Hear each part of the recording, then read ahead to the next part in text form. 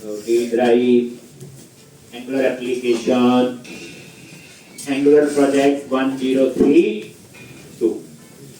सबसे पहले देखो मैंने ये API का प्रोजेक्ट भी इसी तरह रखा हुआ, पहले इसको भी ओपन कर दिया, ये डबल क्लिक किया और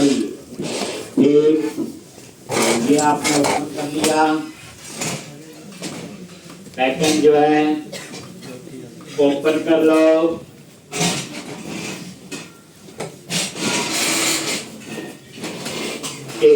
ठीक, और उसके बाद ये एप्लीकेशन है आपकी फ्रंट एंड की, वही CMD .NET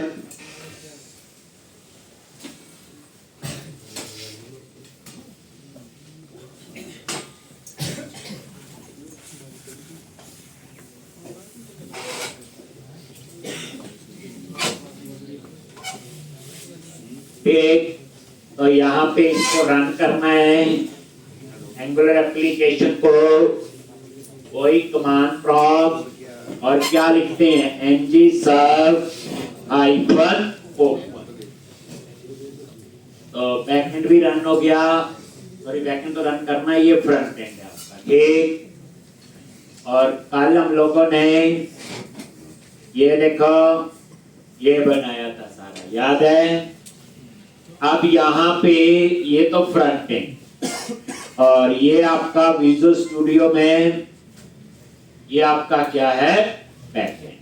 आप इस बैकएंड को भी रन करो, आपको याद होगा फ्रंट एंड और बैकएंड दोनों रन होने चाहिए।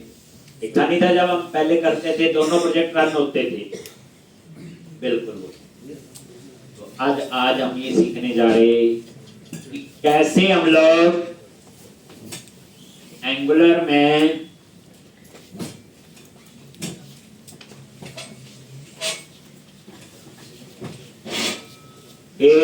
कैसे हम लोग एंगुलर में API को कॉल करें। सबसे पहले एंगुलर प्रोजेक्ट में गए,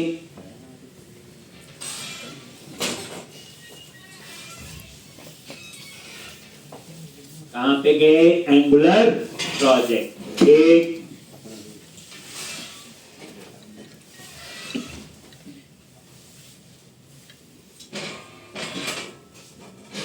और यहां पे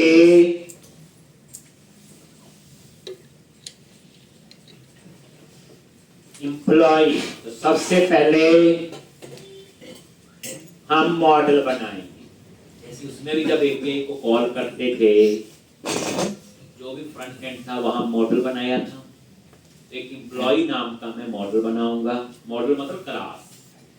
तो पहला यहीं पे स्टेप ये कैसे बनाते हो, कमांड प्रॉम्प्ट में जाओ, एक और ये कमांड प्रॉम्प्ट क्या लिखना देख लोगे, ng जनरेट क्लास और क्लास का नाम दे दिया एम्प्लॉय।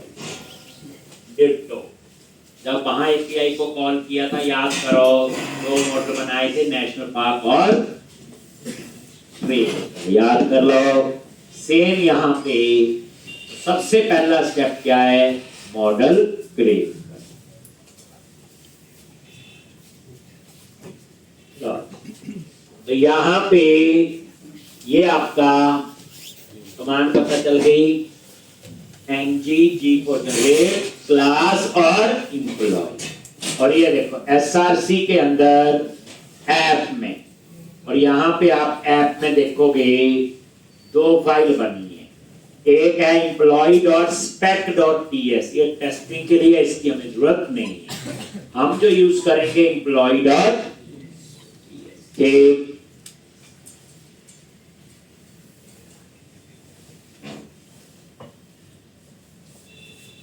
employee.ts और यहां पे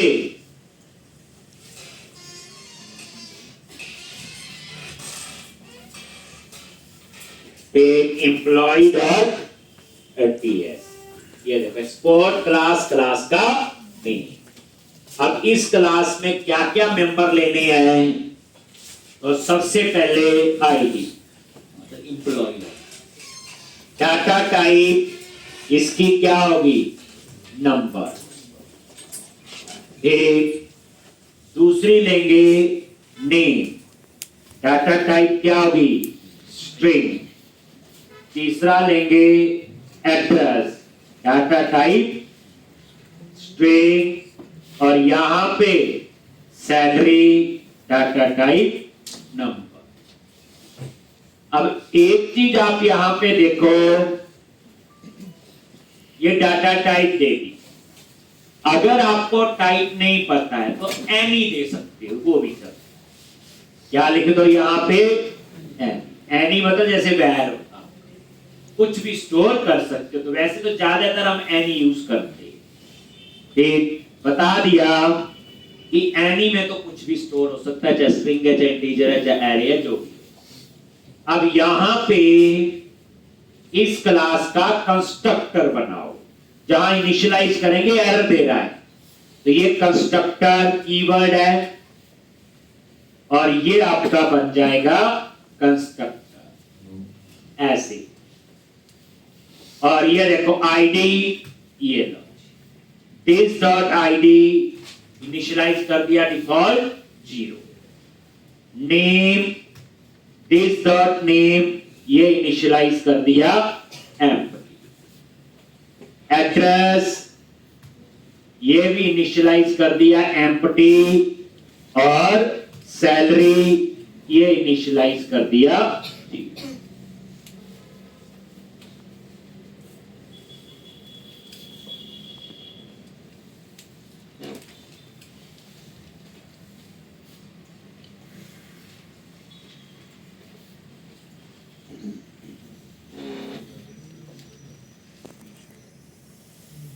और सैलरी।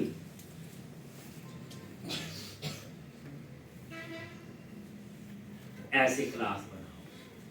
नेशनल पार्क, मान लो आपने बैकएंड में वही एपीआई यूज करनी है, नेशनल पार्क है तो बनाइए। यहाँ नेशनल पार्क का मॉडल बनाओगे, वही मेंबर लेने जो वहां लिए हैं। ट्रेल का बनाओगे, यहाँ पे बना।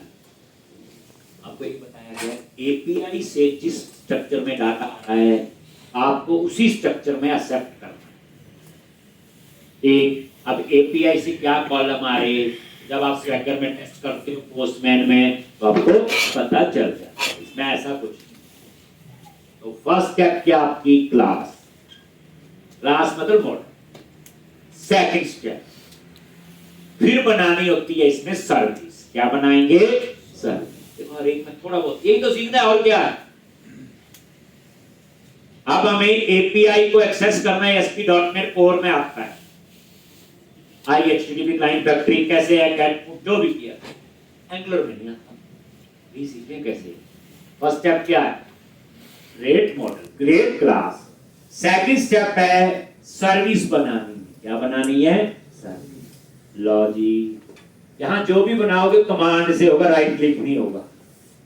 ये कमांड पॉइंट है एक्स्ट्रा, ng जनरेट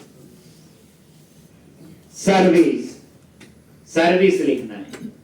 और इंप्लॉय के लिए बनानी है तो इंप्लॉय, जितनी मर्जी सर्विस, जैसे इंप्लॉय के लिए इंप्लॉय, डिपार्टमेंट के लिए डिपार्टमेंट, ऐसे। एंटर प्रेस किया और ये सर्विस। क्या लिखा? ng जनरेट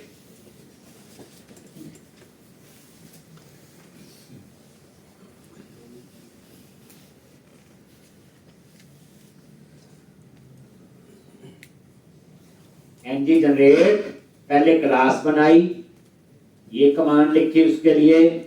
फिर मैंने क्या बनाया? ng जनरेट सर्विस, और सर्विस का नाम भी इंप्लॉय, ऐसे।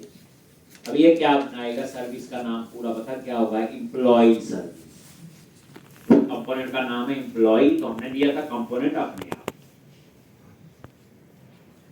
एक अब यहां पे ये आप देख लोगे, ये बन चुकी है इंप्लॉय सर्विस डॉट पीएस। दो फाइल है, स्पेक का तो स्पेक टेस्टिंग के लिए होती है, तो employ dot service dot PS, और ये देखो यहां लिखा भी आ गया एक्सपोर्ट क्लास, और क्लास का नाम क्या बना, एम्प्लॉय सर्विस।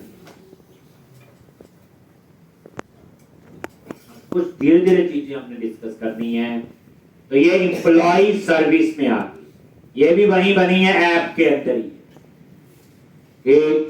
अब यहां पे आपने वेरिएबल डिक्लेयर करना है, यहां पे आगे कैसे,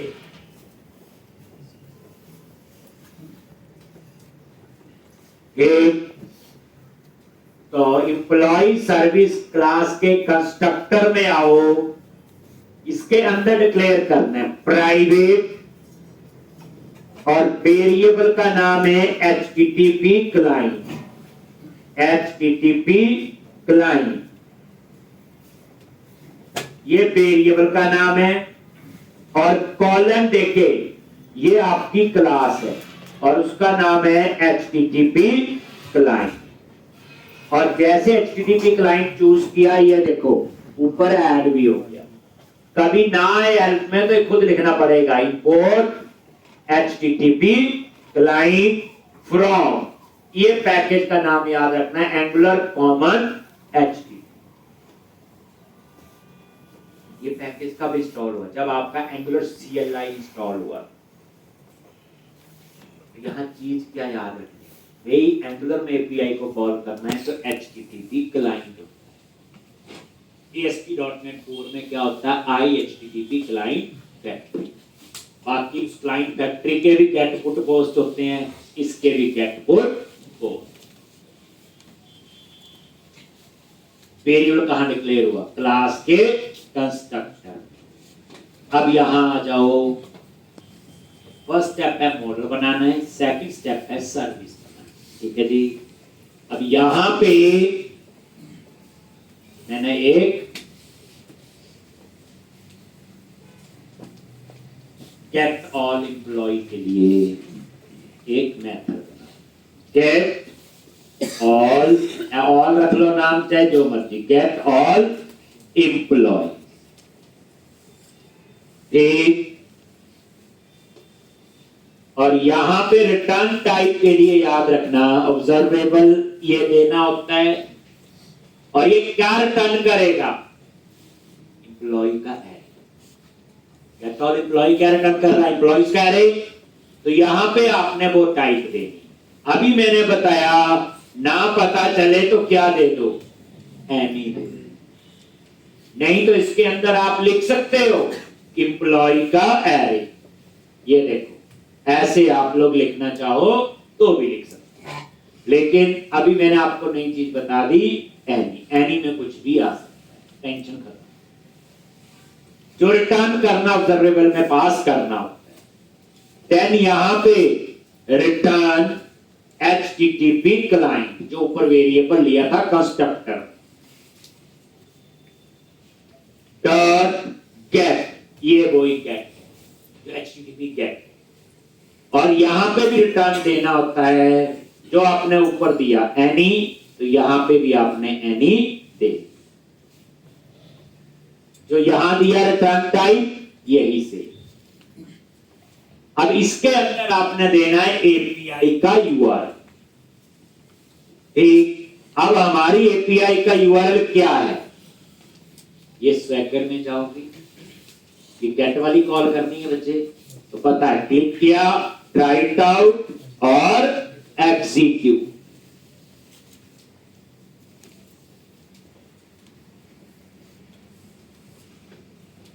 और ये देखो ये इसका URL है,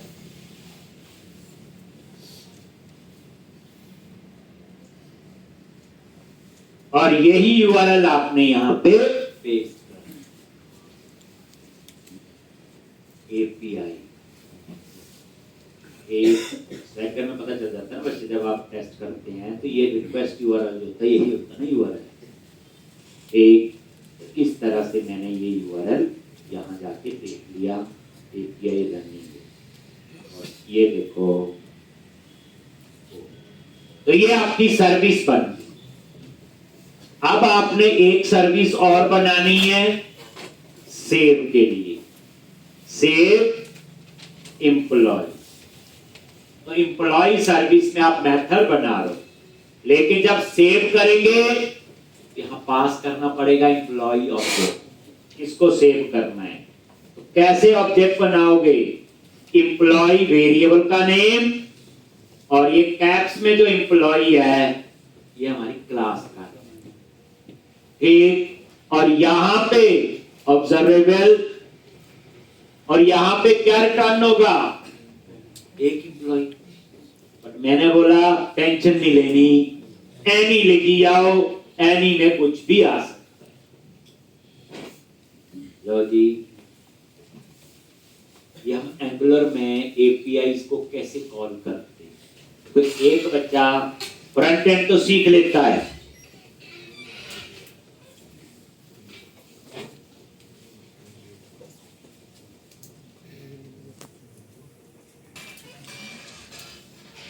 एक यहां पे return http client dot post, और ये आपका एनी।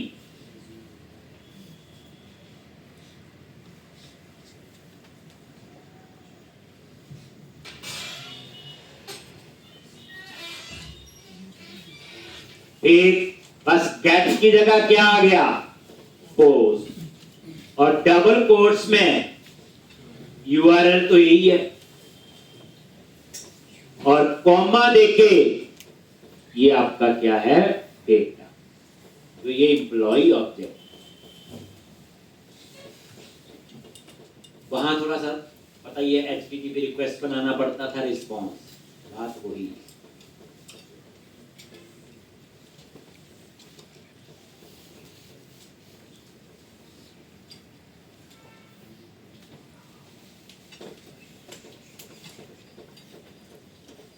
यही सेम किसका होगा?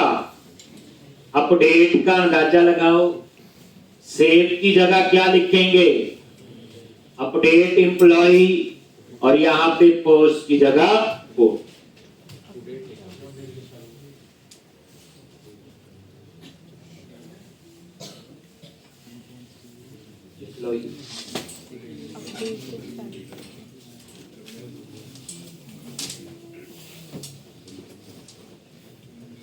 अब उसके बाद डिलीट एम्प्लॉय।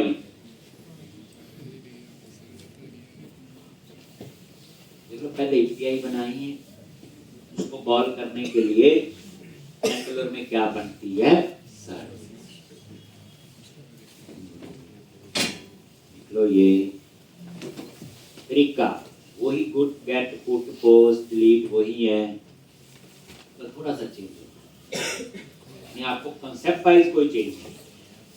अब यहां पे क्या आएगा? डिलीट एम्प्लॉय, एक। और यहां पे क्या पास करेंगे? आईडी।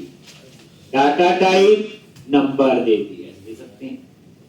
और यहां पे ये रिटर्न टाइप तो आपको देनी है, एनी लिख लो, नहीं तो एम्प्लॉय लिख लो। और यहां पे क्या लिखोगे?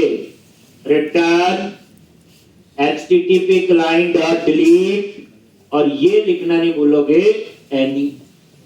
और डबल कोट्स में एपीआई का यूआरएल, ये सेम है।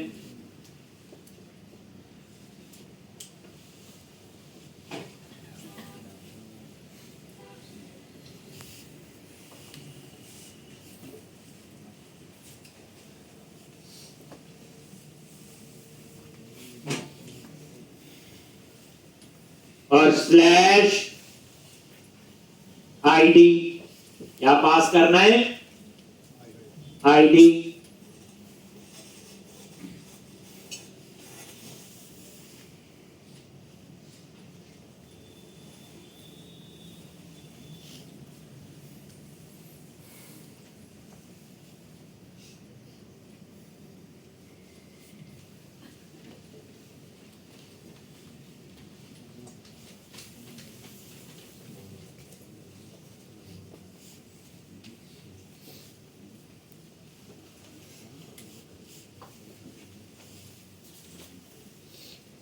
ऐसे आएगा स्लैश के साथ।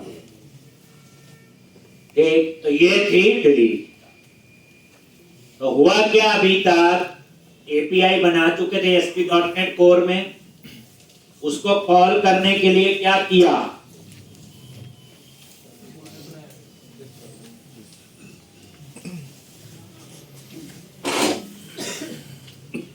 मॉडल बनाया और मॉडल के बाद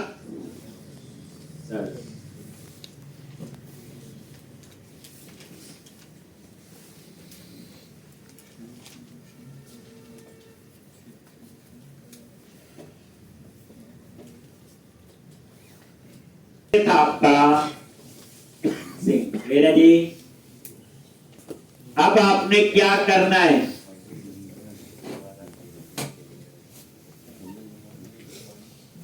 कंपोनेंट में जाना है और वहां इस सर्विस को कॉल। ठीक है जी। अब नेक्स्ट स्टेप आपका ये तो रूल क्या होना, मान लो आपने एपीआई बनाई है, उसमें एम्प्लॉय का लग है, डिपार्टमेंट का लग है, डेजिग्नेशन का लग है, स्टूडेंट का लग है।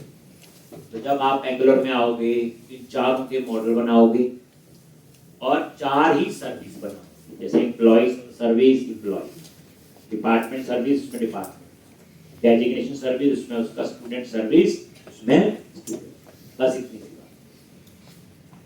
एक, अब आपने क्या करना आगे बोलो, हो गया जी इतना। ठीक, तो अब यहां पे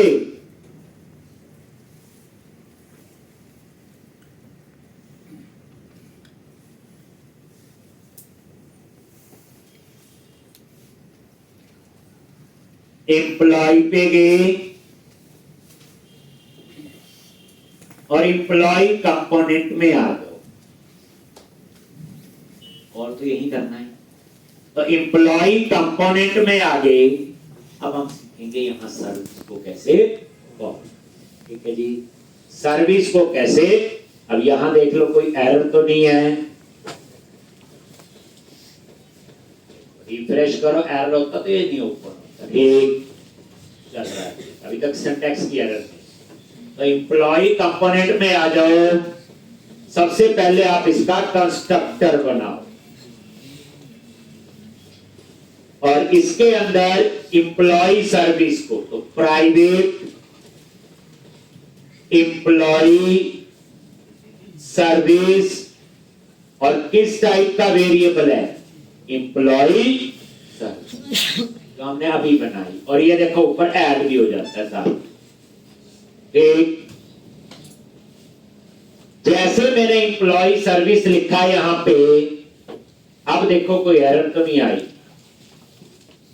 एम्प्लॉय पे क्लिक किया, अब कोई एरर है। देखें, राइट क्लिक किया, इंस्पेक्ट, और यहां क्लिक करना है कंसोल पे।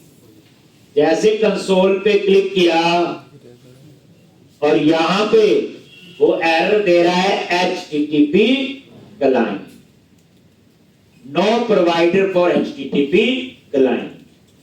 तो इसके लिए आपको क्या करना पड़ता है, जैसे कोई कॉन्फ़िगरेशन हम program.cs में कर देते थे जनरली, इसके अंदर एक फाइल है app.module.ts, ऐप फोल्डर में। ये बिल्कुल वैसी फाइल है जैसी आपकी program.cs होती है कॉन्फ़िगरेशन के लिए, app.module.ts। जब आप इस फाइल में आए तो यहां एक इंपोर्ट्स की ऑप्शन है, इसकी इंपोर्ट, उसके अंदर 2 मॉड्यूल ऑलरेडी ऐड है, कॉमा देके एक और HTTP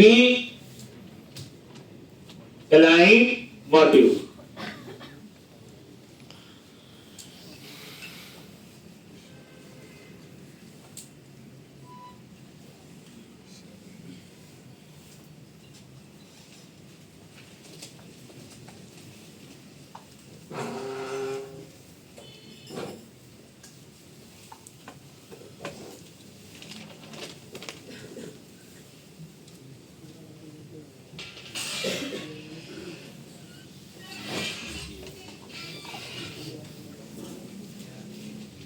HTTP क्लाइंट मॉड्यूल, ये ऐड करना है। अब आप देखोगे ये एरर है कि नहीं, यहां आगे एम्प्लॉय पे क्लिक किया एरर एक, तो आपने ये ऐड कर लिया app.module.ts के अंदर HTTP क्लाइंट मॉड्यूल। कहां ऐड किया? इंपोर्ट्स के अंदर, बस ये याद। चलिए आगे। अब मैंने क्या करना है, यहां पे इस क्लास में वेरिएबल डिक्लेयर करने हैं। एक में एम्प्लॉय क्लास का एरे लेना ऑब्जेक्ट का, जिसमें सारे एम्प्लॉय का डेटा है।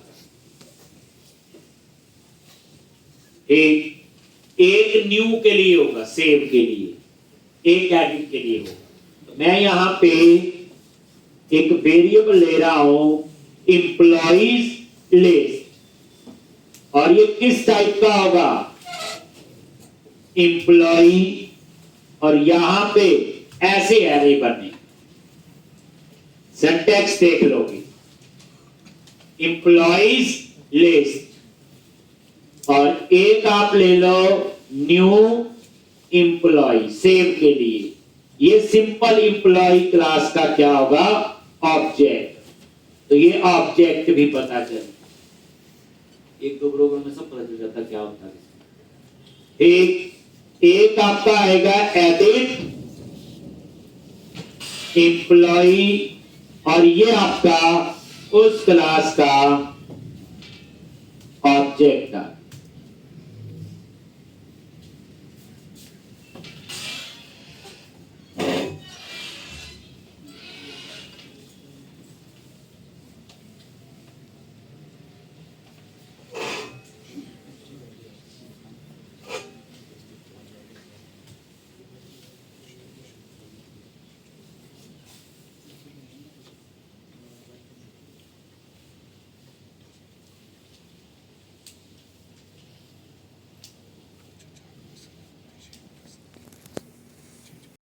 ठीक है जी।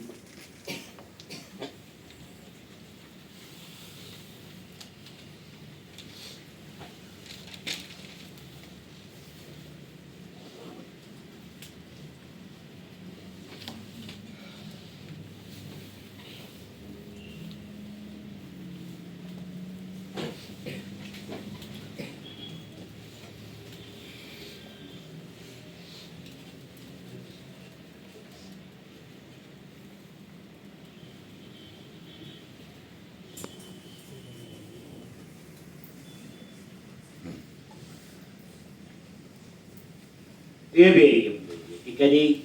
अब हम सबसे पहले एक मेथड बनाएंगे गेट ऑल। क्या बनाएंगे? गेट ऑल, और इसके अंदर हम कॉल करेंगे सर्विस को। किसको कॉल करेंगे? सर्विस में जो मेथड बनाया था। कैसे कॉल करते हो? एम्प्लॉय सर्विस जो ऊपर वेरिएबल है, dot get all employees. Employ service में बनाया था। Dot subscribe. कैसे करते हैं सर्विस को कॉल? देखो,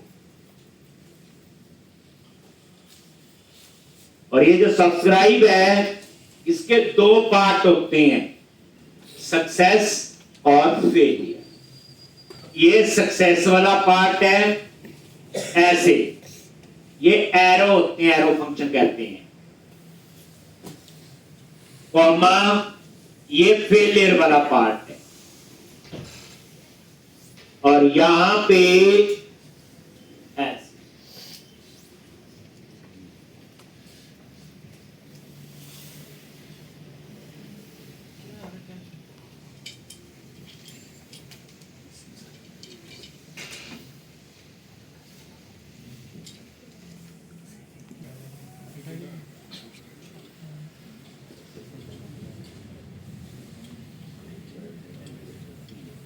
एक सक्सेस और एक फेलियर। अब यहां पे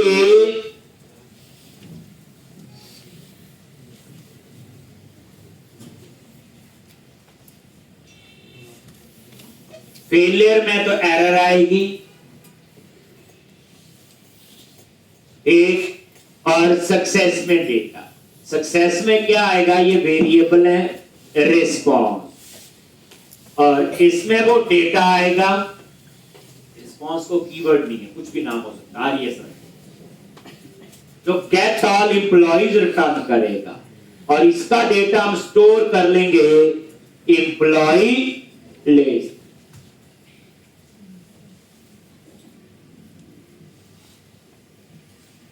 एक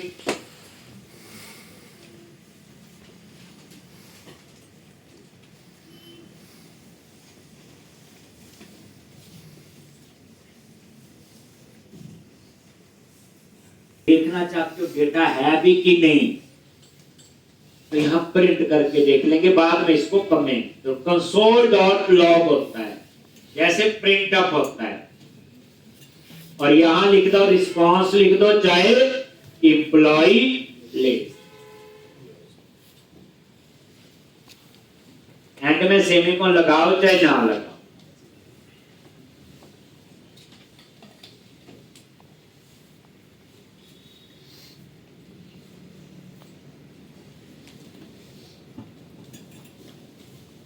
और यहां पे ये आपका क्या होगा, एरर,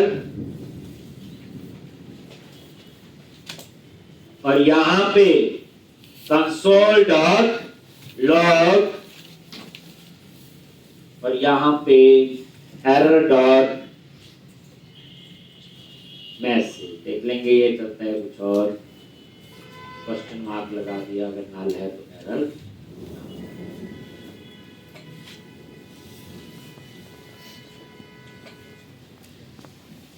उधर लिखना कुछ मैसेज, वो भी एक, मतलब कहने का console dot log,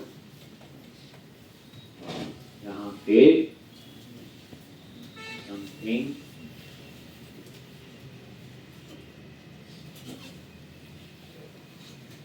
wrong while fetch failed, कुछ भी आप अपना मैसेज दे। अब हम चाहते हैं ये गेट ऑल सबसे पहले अपने आप ही कॉल हो जाए, तो यहां पे एक मेथड है जो अपने आप ही कॉल होता है इस क्लास में, नीचे बना सकते हो, कोई नहीं, ऑन ng init,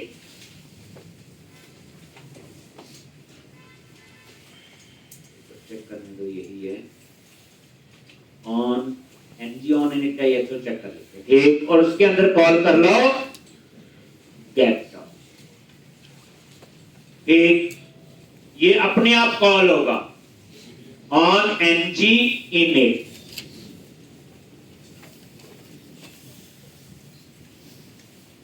यानी इनिशियलाइज पे। एक बार चेक करने देते हैं, एरर तो नहीं है, रिफ्रेश, एरर तो नहीं।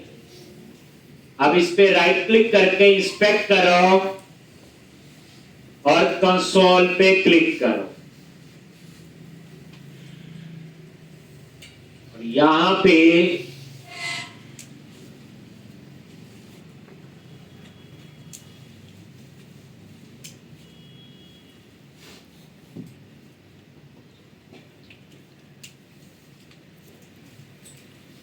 वो डाटा गेट ऑल कॉल नहीं, उसका नाम है ng on init।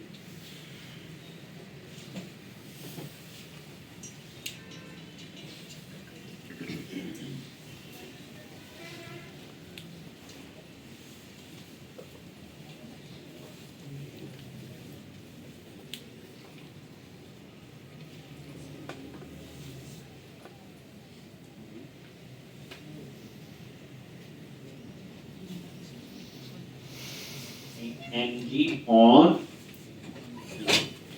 लिखा हुआ, इसका नाम ये नहीं, इसका ये ng on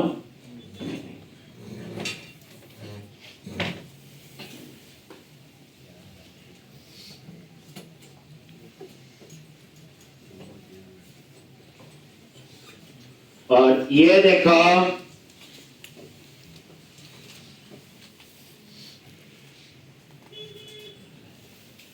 something went wrong आ गया, running development mode, something went wrong, why fetch data, मतलब वो नहीं। चलो एक बार इसको दोबारा से गेट ऑल कॉल कर लिया, कॉल भी हो गया,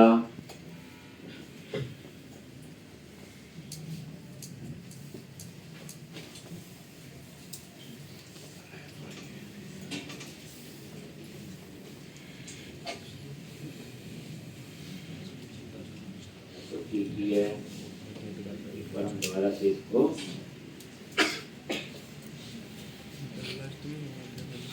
तो रन हो रहा है, इसको एक बार दोबारा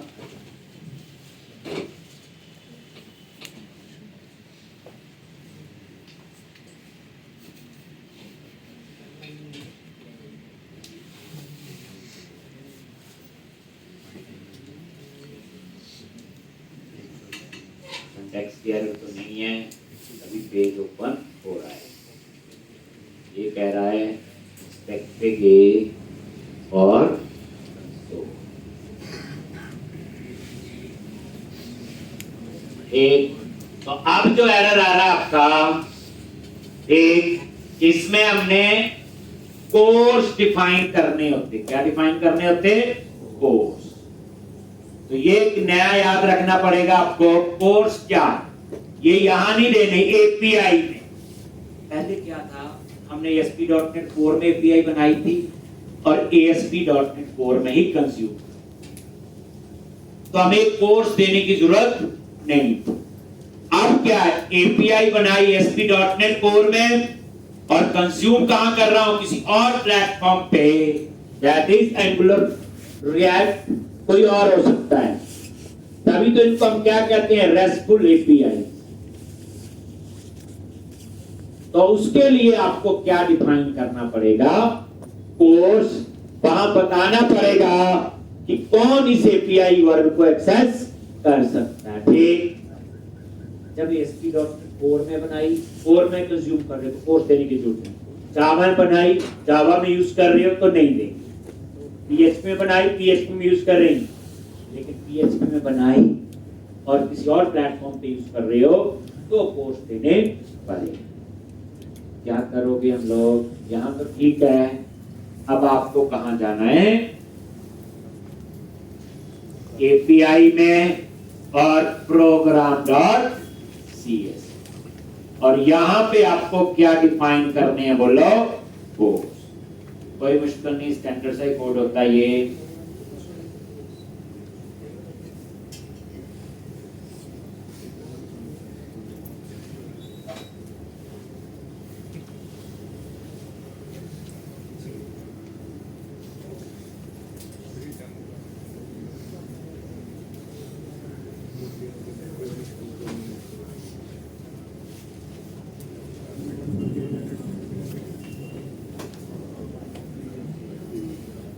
तो कोर्स डिफाइन करने बच्चे एक बार लिख लेना, सब में सेम। builder.app के ऊपर आपने ये लिख दिया, बताया हुआ builder.app। यहां पे ये builder.app के ऊपर कहीं पे भी क्या लिखा हुआ, ये देखो builder.services.app कोर्स, और ये पॉलिसी बनती है, तो पॉलिसी दे दिया, माई पॉलिसी है, कुछ भी नाम आप दे सकते हैं। सबसे इंपॉर्टेंट है विद ओरिजिन, तो जो आपका एंगुलर का यूआरएल है तो यही है ना, 4200 पोर्ट नंबर यही है ना। ये देखो जो आपका प्रोजेक्ट रनिंग है, तो यहाँ पोर्ट नंबर क्या है, 4200, यही तो है। ये देखो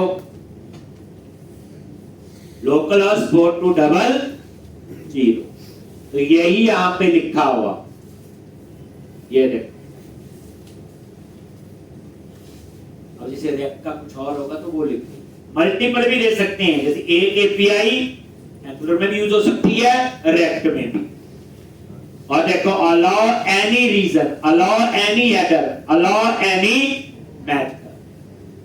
जैसे एनी मेथड का मतलब होता है गेट भी चल रहेगा, पुट भी, पोस्ट भी, ऐसे। मान लो कोई ऐसी एपीआई है कि सिर्फ गेट ही अलाउ करना है, तो जहां पे अलाउ मेथड है यहां लिख दो गेट। ठीक, तो ये पॉसिबल है। जैसे एपीआई बनाई है, आप चाहते सिर्फ जिसको भी एपीआई देनी है, ठीक, सिर्फ वो गेट यूज कर सकता है बस, बाकी नहीं, पोस्ट नहीं, पुट नहीं, डिलीट नहीं, तो फिर हम लोग को भी यहां दे। ये पॉलिसी बनाई है, ये कोर्स लेने आपको जरूरी।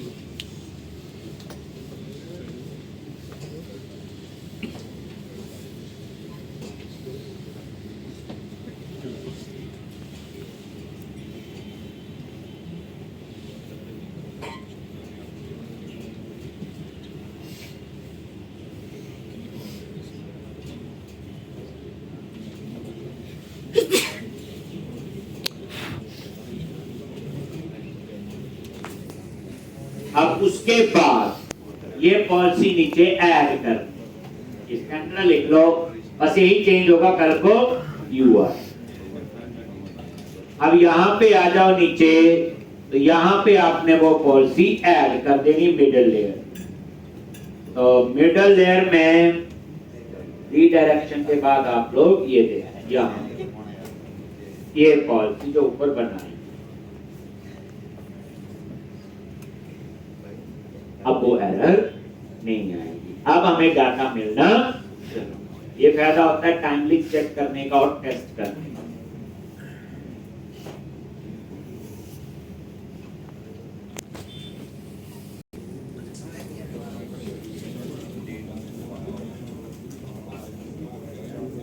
फिर इस तरह से अब आप नजर मारो, ये रिफ्रेश किया, राइट क्लिक, इंस्पेक्ट, जो console.log से वो यही मैसेज आता है कंसोल। और अब आप इसको रिफ्रेश किया, एरर तो नहीं,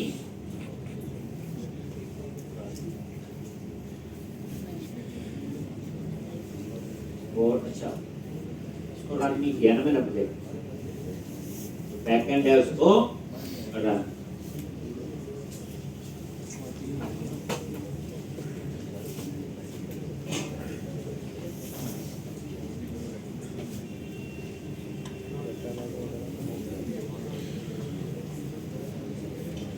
अब ये रन हो गया। अब हम चेक करते हैं,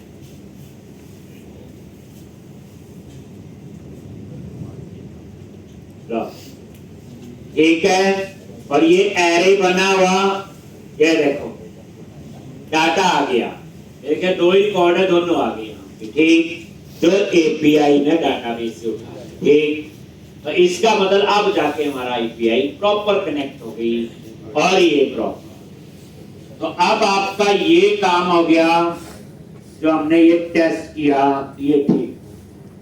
अब ये डाटा जो है वो कहां आ गया, एम्प्लॉइज लिस्ट में। इसकी हमें जरूरत नहीं है, तो वैसे प्रिंट करना था, देख लीजिए जो console.log से जो आप मैसेज आ रहा था कंसोल। अब एम्प्लॉय लिस्ट को लूप लगाओ और इसको आपने डिस्प्ले कर, ठीक है जी, डाटा आ चुका है। अब वो डाटा आपने कहा, ये स्टैटिक डेटा है, ये 3 रिकॉर्ड के आपके स्टैटिक है। अब ये रिकॉर्ड कहां से आएंगे, डाटाबेस से। तो जहां पे हमने तो एम्प्लॉय कंपोनेंट के HTML में जाओ, कहां गए, एम्प्लॉय कंपोनेंट के HTML में गए,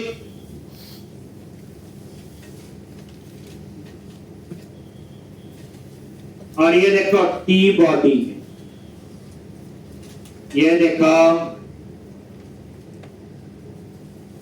ये आपका टी बॉडी, ठीक। और यहां पे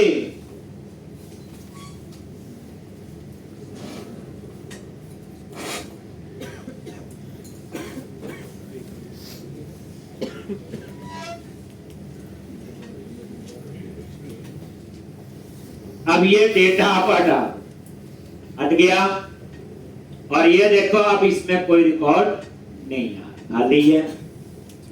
अब ये डेटा कहां से आएगा, तो TR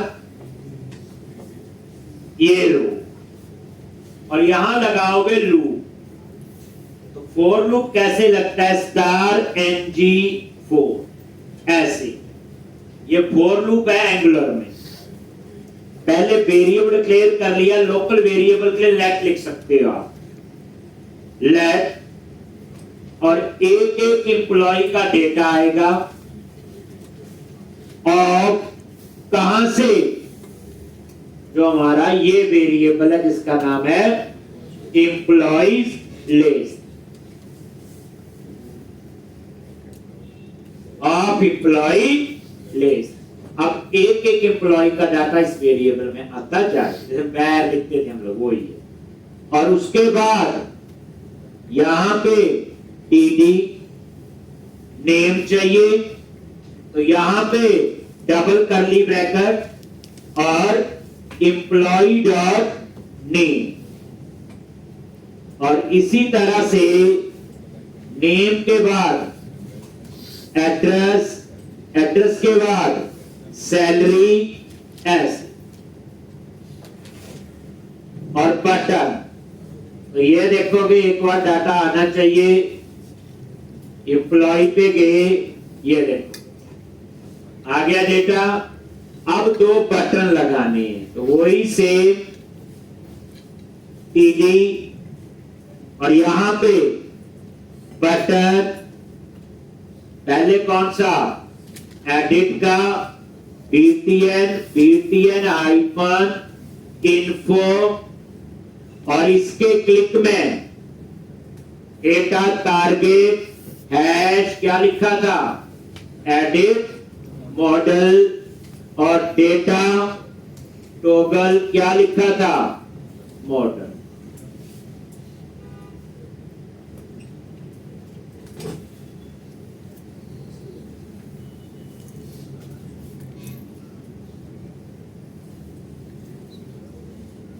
आई क्लास,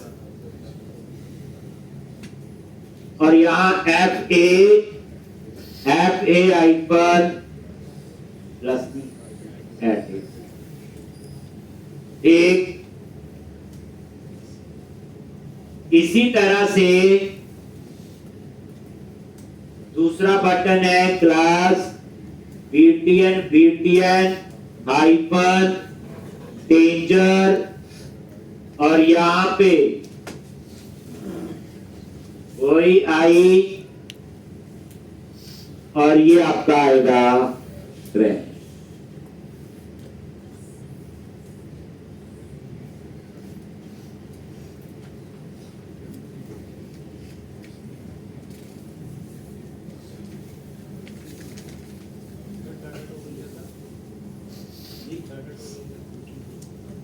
मॉडल, ये पॉपअप में ओपन होता है, इसे क्या कहते हैं, मॉडल। तो इसे पता चलेगा ये मॉडल। मॉडल क्या होता है, जो पॉपअप में ओपन होता है। कार्ड होगा तो कार्ड में नहीं लिखी, कार्ड वही होता है जो आपका लॉगिन स्क्रीन आपने देखी है, तो आपके प्रोजेक्ट में सारे कार्ड ही। अब ये देखो, मार्जिन भी दे दो थोड़ा सा, ताकि थोड़ा सा गैप आए। ये ठीक है जी, ये एडिट भी चल रहा है, एक जैसे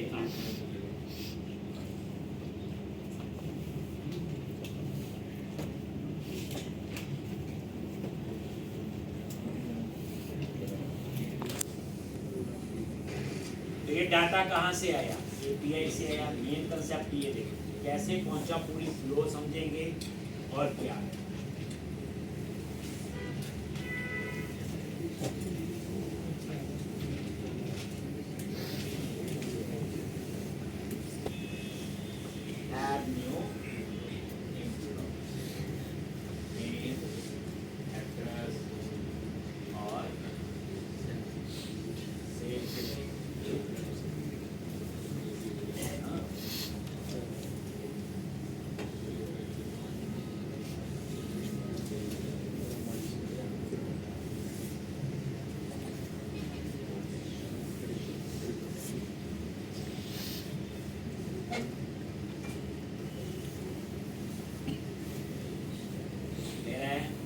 सेव के क्लिक में आपका ये हाँ है। तो अब आ जाओ आप लोग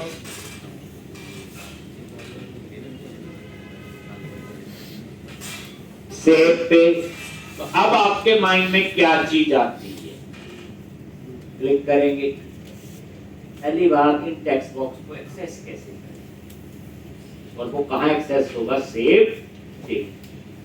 वहां तो एक्सेस कैसे होता था, DSP डॉट में आईडी देते थे, फिर MPC बड़ा सिंपल, तो वहां पे वो HTML पर यूज करते थे, एज HTML टेक्स्ट बॉक्स कोर बीच में लिखते ना लैम्बडा एक्सप्रेशन। फिर उसके बाद कोर में आए तो वहां टैग हेल्पर होगी ASP4। अब इसका भी कुछ ना कुछ अपना तरीका होगा। डेटा बाइंडिंग का तो पहला काम तो वही है। तो अब आ जाओ आप यहाँ ये सेव पर, और क्या आपका सबसे पहले ये है नेम के लिए टेक्स्ट बॉक्स, किसके लिए, नेम के लिए। तो यहां पे आपने क्या लिखना है, देखो ध्यान से। बाइंडिंग के लिए राउंड ब्रैकेट और उसके बाद स्क्वायर ब्रैकेट, ये दो ब्रैकेट लगी, राउंड और स्क्वायर। ये होता है टू वे बाइंडिंग। क्या बोलते हैं इसको, टू वे मतलब यहां से डाटा जा भी सकता है और इसमें आ भी सकता है, टू वे दोनों ही। ठीक, और इसके अंदर लिखा है NG मॉडल, और याद रखना मॉडल EL है। ठीक, मॉडल EL, और इसका डेटा किसके साथ बाइंड होगा, न्यू एम्प्लॉय डॉट नेम। जो हमने यहां पे TS फाइल जो है, ये देखो, इसमें हमने न्यू एम्प्लॉय लिया था ना, हम इसमें डाटा डालेंगे।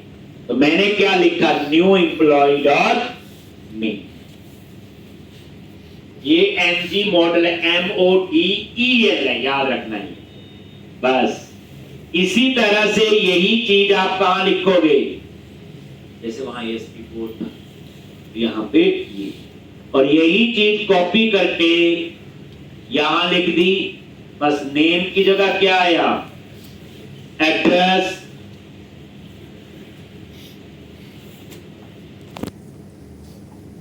और एड्रेस के बाद सेव। बस यही तरीका फॉलो होगा बाइंडिंग का। क्या आएगा,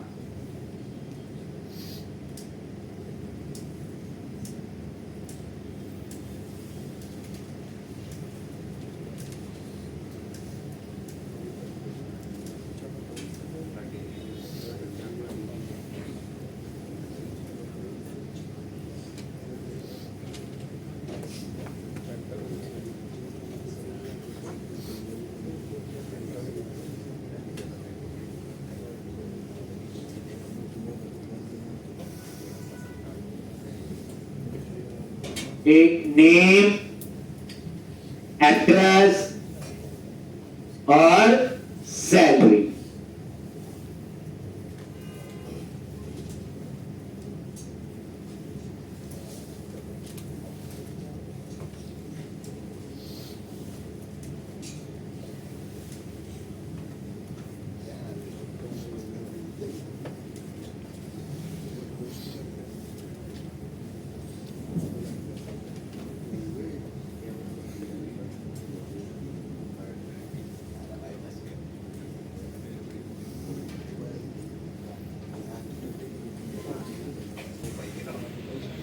employee dot address,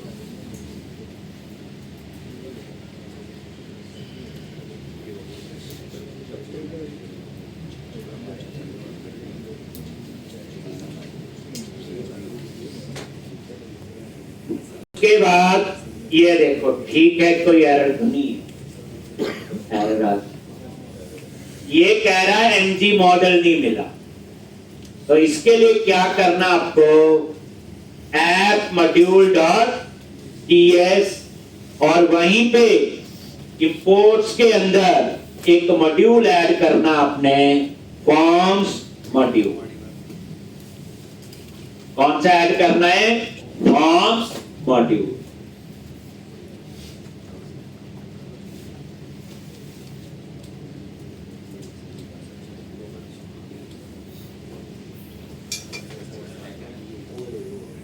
पे वो एरर नहीं है। ये देखो